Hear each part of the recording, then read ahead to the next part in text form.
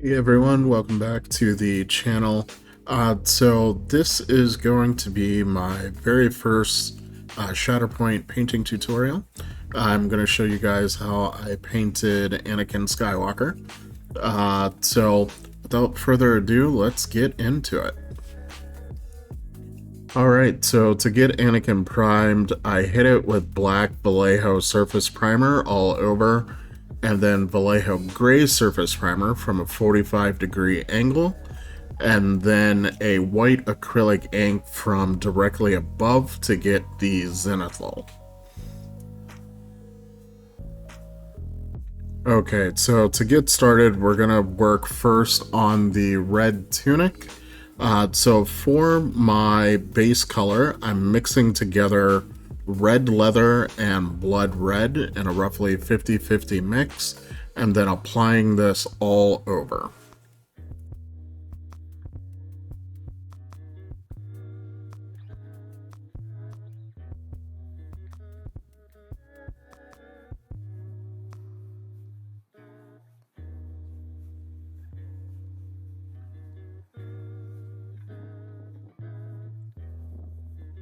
Now for the shadows, I'm using pure red leather in all of the depressed folds of the tunic.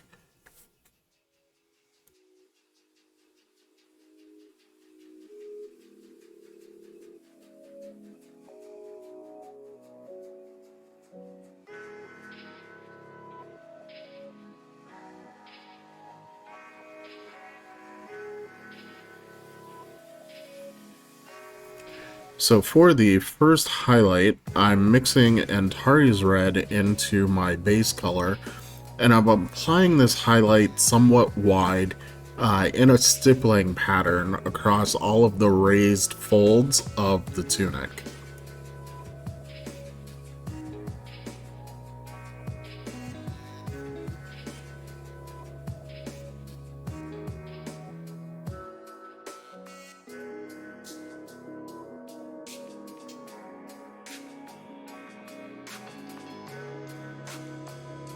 Now for the second highlight for the tunic, I'm mixing Aldebaran Red into the base mix, and I'm applying this inside the previous highlight, continuing with the stippling pattern across all of those raised folds.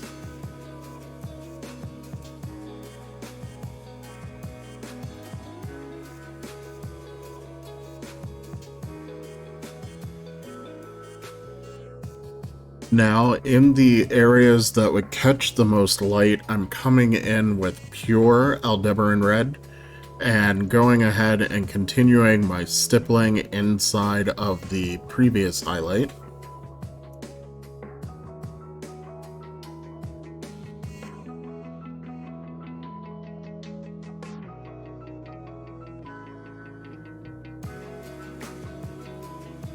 And for the final highlight, I'm using Teneri Yellow, and I'm applying this in lots of really thin, precise lines using a size 0 brush along all of the prominent folds in the tunic as well as the edges of the tunic.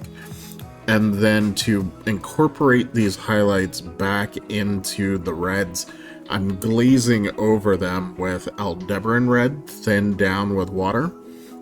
And now I'll go back and forth with these two steps until I've built up the volume that I'm happy with in my highlights.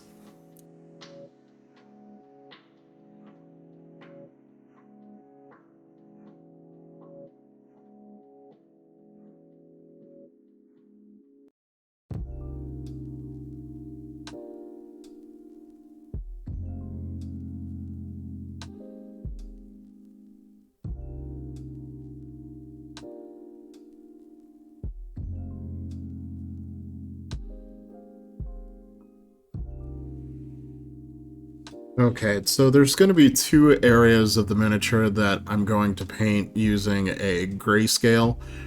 So the boots and the gloves are going to be a gray leather, and then the tabard is going to eventually be blue, but right now we're going to start with a grayscale.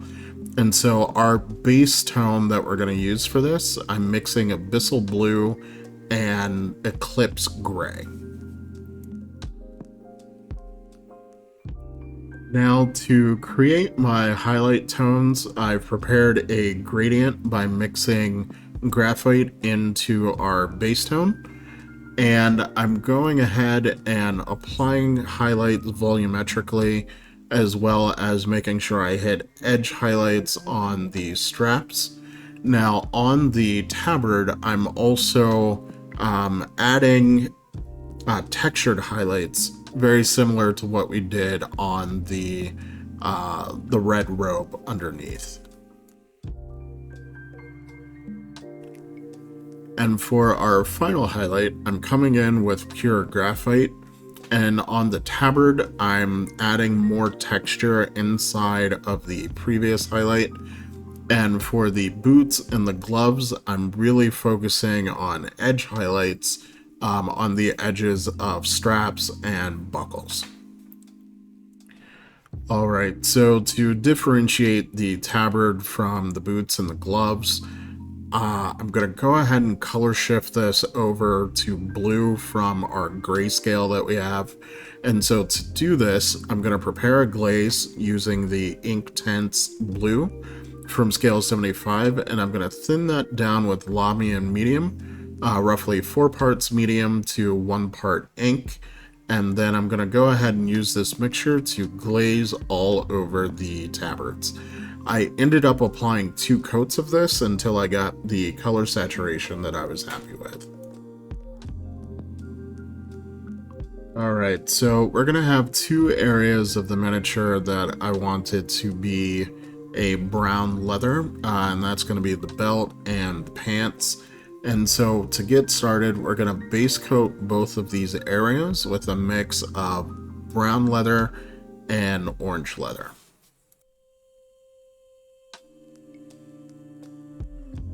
And for our first highlight of these areas, I'm going to take that previous mix and I'm going to add in a little bit more orange leather to lighten it up. And I'm going to stipple this on all of the raised surfaces that are going to be catching the most light. And I'm doing this fairly roughly and sort of patchworky, making up words here, but I really want the leather to look worn in, so this is going to be the start of creating that texture. And for our second highlight, I'm adding even more orange leather into the mix, and I'm doing much the same thing, only now I'm also adding scratches. And I'm keeping these highlights confined inside of the previous area that we sort of roughly sketched out. And for our third highlight of these areas, I'm coming in with pure orange leather, and I'm doing much the same thing I did in the previous step, and stippling on small dots and drawing very, very tiny scratches. And again, I'm keeping this confined into the previous areas of highlight where the most light would be hitting the surface. And for our final highlight for these areas, I'm mixing some Irako into the orange leather. And I'm repeating the stippling, and I'm also making sure that I hit all of the folds of the pants, as well as focusing more on the edges of the belt.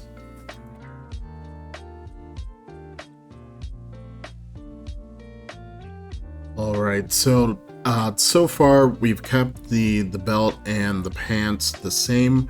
However, I did want to differentiate the two of them slightly. So I'm going to go ahead and prepare 2 glazes. So both of these will be 4 parts Lamy and medium and then 1 part ink. So for the belt, I'm using Inktense Wood. So the belt will be the darker of our 2 mixes. And then for the pants, I'm using Inktense Chestnut.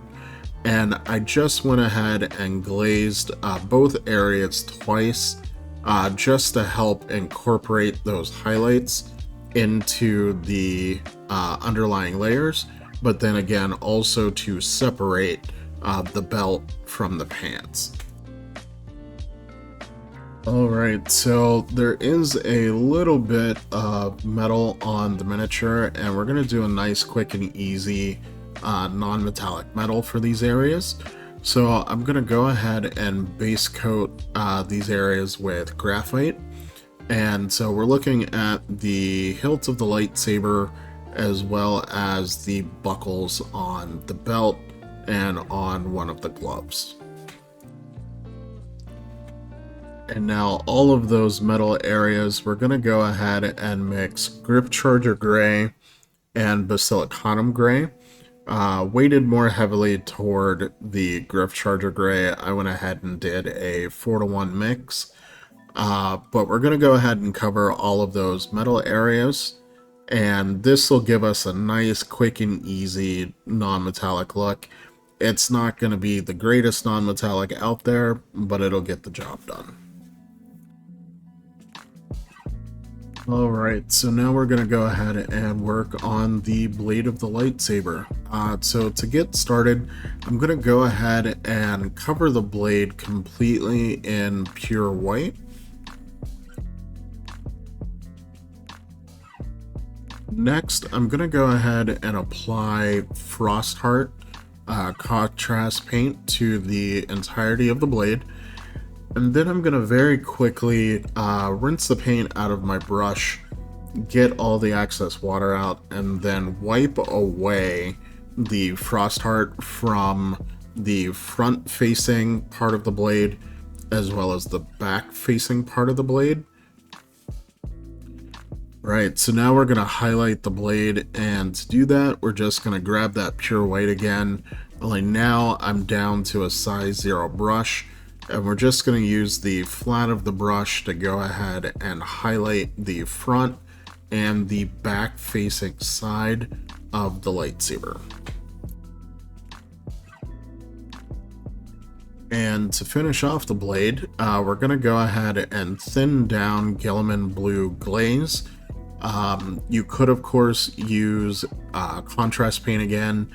Achromatic Blue would actually work really well here.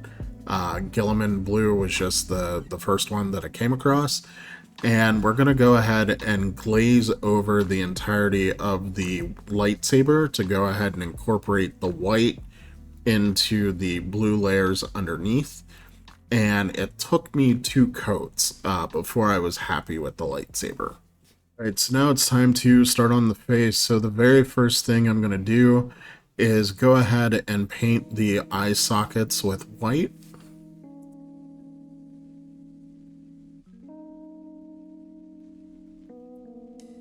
And then next, using a very, very tiny brush, we're going to go ahead and use a thin line of abyssal blue right down the center to represent the pupil.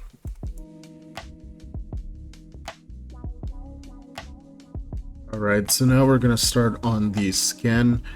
So I wanted to give Anakin a tan. So I went ahead and mixed Pink Flesh and Indian Shadow to create my base tone for the face.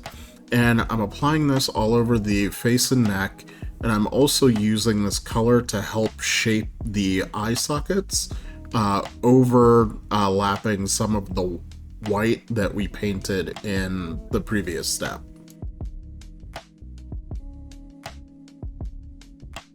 Okay, so for the first highlight, I went ahead and mixed Pink Flesh into our previous base tone, and I'm going to go ahead and apply this fairly broadly to all of the raised sections of the face. I'm going to try and avoid any of the recessed areas, such as to the sides of the nose, as well as the hollows of the cheeks. Okay, so now we're going to go ahead and add even more Pink Flesh into our previous mix, and we're going to go ahead and do a finer highlight to the face inside of the previous highlight that we had just painted. Alright, so now that we've got all of our highlights placed, I'm going to go ahead and create a glaze out of our first highlight color. And I'm doing that by just adding water. I'm not using medium for this. And I'm applying this all over the face just to help integrate the highlights into the underlying colors and help smooth all of the transitions. Alright, so now it's time to do Anakin's hair, and first we're going to start by base coating the entire area with brown leather. And for our first highlight, we're going to mix orange leather into the brown leather, and we're going to go ahead and paint all of the textured strands of hair that are modeled on the miniature, as well as the very top of his head, where the light would be catching the most.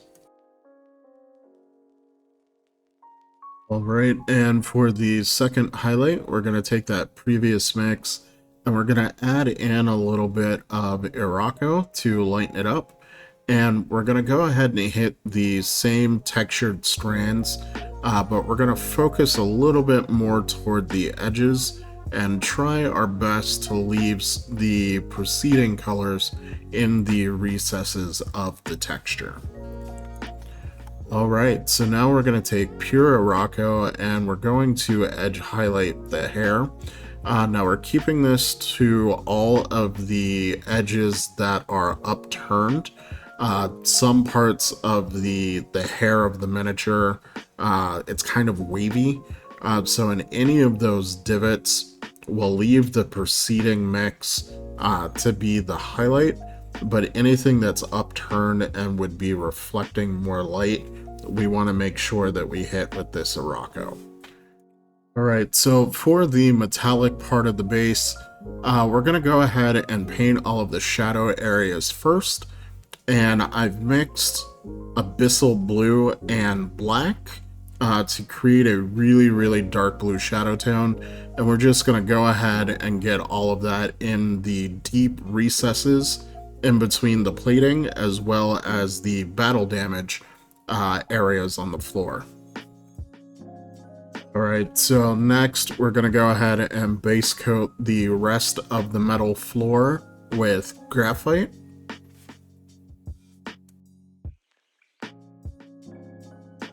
And to highlight all of the metal areas, I've gone ahead and mixed some white sands into the graphite. And I'm going ahead and highlighting the edge of all of the metal plates, as well as around the battle damage in the floor.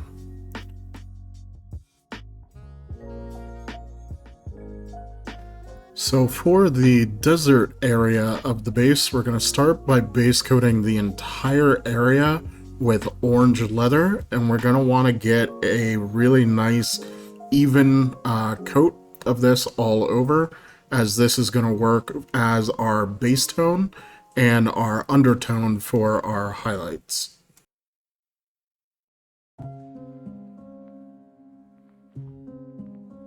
Alright, so for the highlights for the desert area of the base, we're going to go ahead and create a gradient mixing orange leather and Irako. And as I get lighter and lighter, I'm adding more and more Irako into the mix. I've also added drying retarder, so that way as I'm wet blending on the miniature, my paint's not going to dry out on me right away. This will let me work it for a little bit just so I could get those really smooth blends. And we're going to be adding the lighter part of our gradient toward the outer edge of the base, and then blending that into the base tone toward the shadow where the desert meets the metal plating.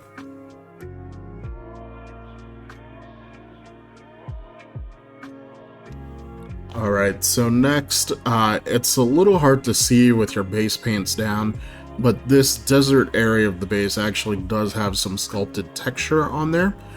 So to further smooth out the blends and also bring that texture out, we're going to go ahead and dry brush pure Irako over all of the desert area, starting from the edge of the base and then bringing it toward that metal grate. And we're not going to go all the way to the metal grate, we're going to stop just before it so that we don't lose our shadow tone. And the last bit of the desert, we're going to grab that pure Irako and we're going to mix in a little bit of Teneri Yellow. And we're going to go ahead and edge highlight the entire edge of the desert area just to help make that pop.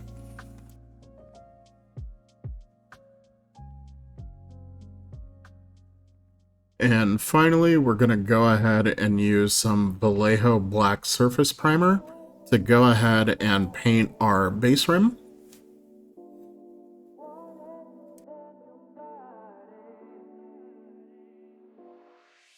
Alright, so now we're going to go over just a couple of finishing touches. So on the back of the belt, there's some sort of what appeared to me to be an electronic device that has a small screen in the center of it.